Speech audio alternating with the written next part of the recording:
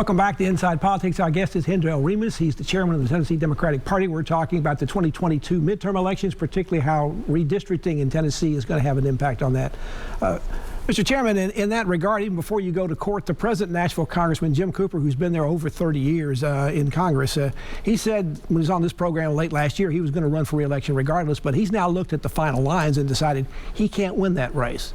If a guy who's been in office for that long and had that much success getting reelected to Congress time and time again, if he doesn't think he can win in that district, what Democrat alive in this area could win that race for the seat, keep that seat for the Democrats? Look, I think it's going to be about how we organize and how we mobilize. I mean, it's just that simple. How we organize voters and how we turn them out at the end of the day.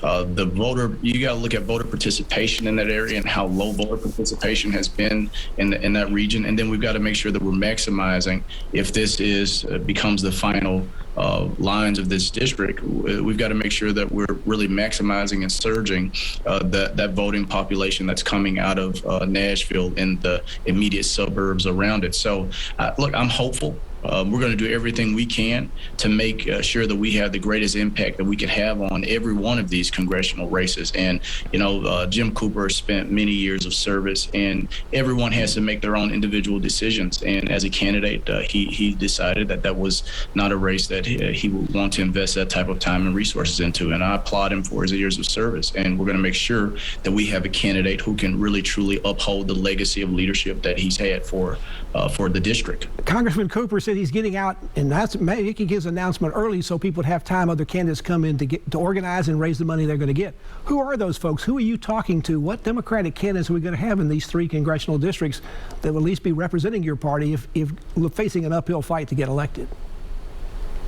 Obviously, you can imagine I've had a few phone conversations, but I'm not in the business of announcing other candidates' campaigns for them. I'll let them announce their campaigns and their candidacies when the time is right. But I'm hopeful that we're going to have candidates who can energize our base while also connecting with rural voters and delivering a message that is really people-centered and people-oriented. What about Odessa? What about Odessa Kelly? She's already in the race to run against Congressman Cooper and thought was going to give a pretty strong challenge to him in the primary. Is she talking to you, and what district is she in? Is she in what's now the new 5th district, or is she in one of the other 2 districts where you have Republican congressman incumbents already in those on those slots? Well, it appears that Odessa Kelly is still campaigning hard, and her campaign is making great inroads, whether it's on the fundraising side or the organizing side. She seems to be a formidable candidate for whatever one of those districts she decides to run in. And then we know that residency in those districts will vary. We've got folks on the Republican side who've never lived even in some of these districts, don't know their way around it, and they're talking about running for the district. So I think she'd be a strong contender in either of those districts if she decided to run in one. One more 5th district question. We've just seen a split occur in the MAGA part of the Republican Party because the former President Trump has made an endorsement that some people in the MAGA movement don't like, and it seems to be a split at that point. If that continues and magnifies during this primary, does that not open the Democrats an opportunity in November? Well, any candidate who the former president decides to throw his support behind, I put a big question mark by them and a big asterisk, because here's someone you've got to question everything about them, whether or not they support insurrectionist behavior, whether or not they're going to be corrupt when they go to Washington. So I think we're going to make a case against any of those candidates we put his name on.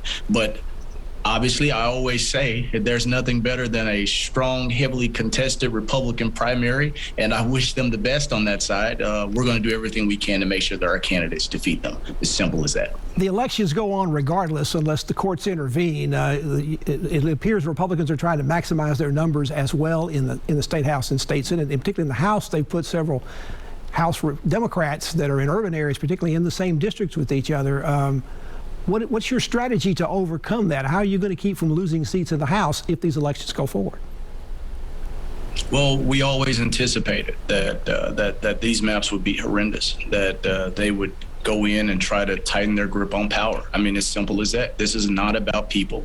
This is about power. They will do anything in their power to keep power, and we've seen that. So we're going to first see how this play out in the courts. But at the same time, we're going to make sure that we're recruiting strong Democrats, supporting our incumbents who decide to run, and then working in a concerted effort with one another to ensure that we've got consensus on, which Democratic candidates will run in what districts.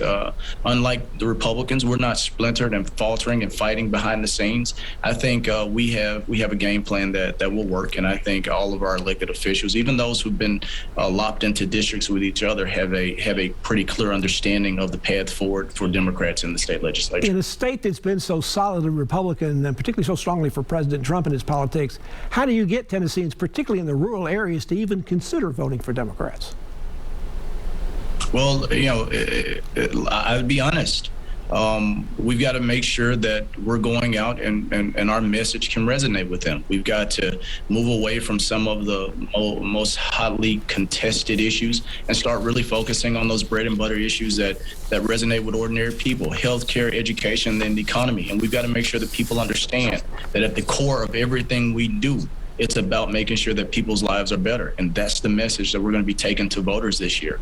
That's the message that we've been taking to voters. And when we've gone out to rural areas, particularly places I've visited, Pulaski and places like this, and delivered that message, we've had overwhelmingly been supported. And people have come up to me afterward and goes, that inspires me. That's the message that I've been waiting to hear from Democrats, because people just want to live a better life. And I think if we can articulate that, then we'll be able to get through a lot of this culture war ideology that's been drummed up to really steer politics. Hendrell Remus is the chairman of the Democratic Party in Tennessee. He's been our guest on Inside Politics. We're talking about the 2022 midterm elections. Back for more conversation after this break.